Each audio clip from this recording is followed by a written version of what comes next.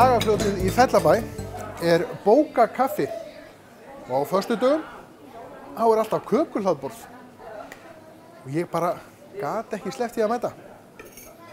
Skoðum þetta aðeins. Þetta kaffihús opnaði 1. júlí 2010. Svona í þessari myndi svo að það var náttúrulega ekki kaffihús hér áður en það var bókabúð sem var náttúrulega langflestir þekkja, eða svona, já, áttu taugar til og eiga ennþá taugar til. Það var bara engin rekstur eða það var hættur svo sem að var með það en Sigbjörn. Ég var alltaf að keyra hérna framhjá bara og sá að þetta húsnæði var engum til gagns og mér langaði til að gera svona bókakaffihús.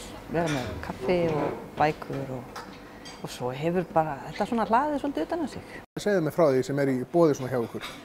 Já, það er svo núna ertu staddur hér fyrir algjöru tilviljun á föstudegi. Já, og þá erum við með svona kökuhlaðborð. Þá bara við bökum bara fullt af kökum og setjum þær bara hér á hlaðborð og seljum þannig að fólk kaupir sér, getur smakkað á öllum kökunum. Það er rosalega vinsælt.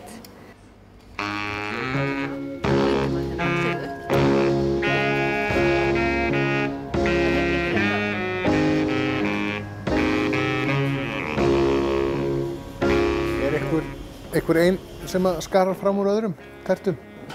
Við leggjum áherslu á gömlu, góðu íslensku rjómatertuna.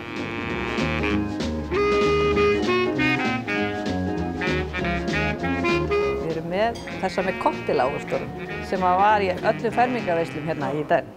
Og stundum erum við líka með svona, þú veist, alveg bara svona gamaldags svona brauðtertur. Þú veist, alveg bara með annarkvort og rækju brauðtertu, bara svona, þú veist, fermingartertu eða með hangikjötu og baunasalati. Þetta var náttúrulega dálítið mikið svona í veislum hérna.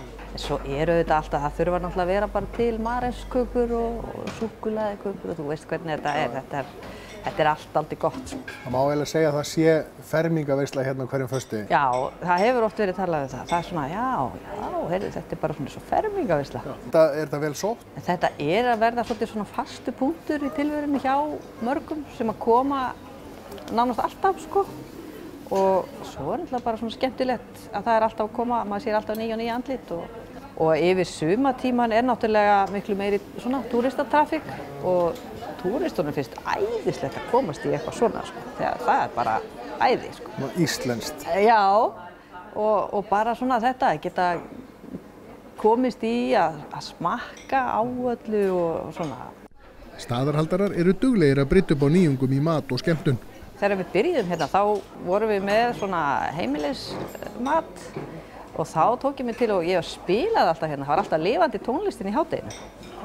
Það var alveg bara rosalega skemmtilegt eins og í sumartíman þegar voru að koma túristar og svona þá bara, það var sko bara alveg tónlist í hádeginu og svo vorum við bara að borða kjötbollur og hérna, eða soðna ísu eða eitthvað sko og það var bara, og það getur vel verið, við farum í það aftur.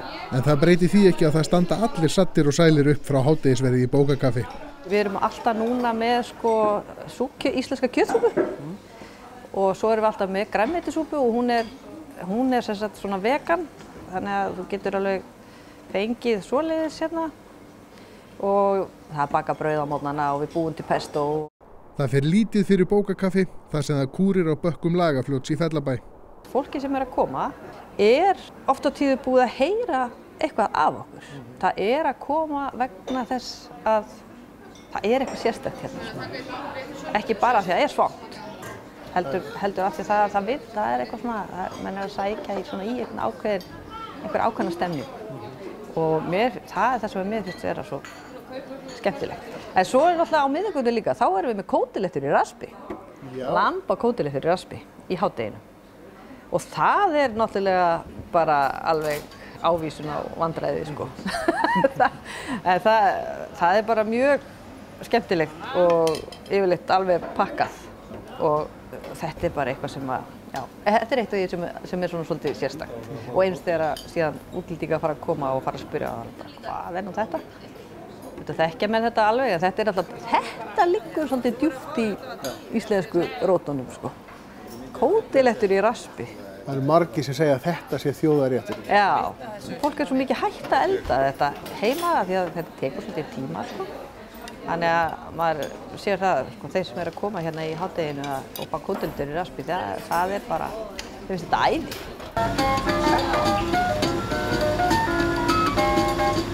Að þessi plötuspilari, hann líka vekur dálítið mikla lukku og ég náttúrulega sel plötur ef að fólk vil kaupa og ég tek á móti plötur líka, það er ágætt að þetta ekki komið fram, sko.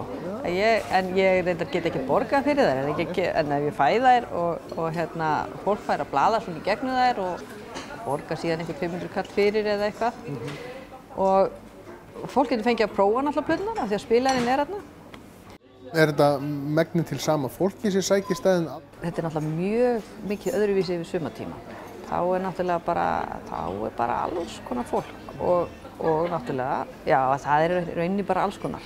Það er ekki, hérna, en auðvitað kannski sækja ákveðna típur svona bókakaffi, eða þú veist, sérstaklega náttúrulega þegar maður kíkja hérna inn og sjá náttúrulega, þú veist, alla bækurnar og við erum náttúrulega með eitthvað af íslensku bókum líka og við höfum náttúrulega aðeins verið að bæta við í bókum, sko.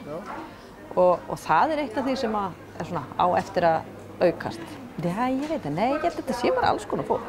Yfir vetrartímann þá er þetta náttúrulega meira bara svona fólki hérna í kring. Svona hverfis kaffihúsi. Já, og það er svona fastir punktar eins og þessi kökuhlaðborð. Við erum með lítil kökuhlaðborð líka á miðvikudögum og laugardögum. Þá eigum við oft fullt af kökum og það er svo gott að bara, þú veist, að leyfa fólki bara, setja það bara fram og leyfa fólki bara fá sér kökur. Þannig að það komið svona fastir punktar svona í tilveruna fyrir fólk sem er svona bara hérna í kring.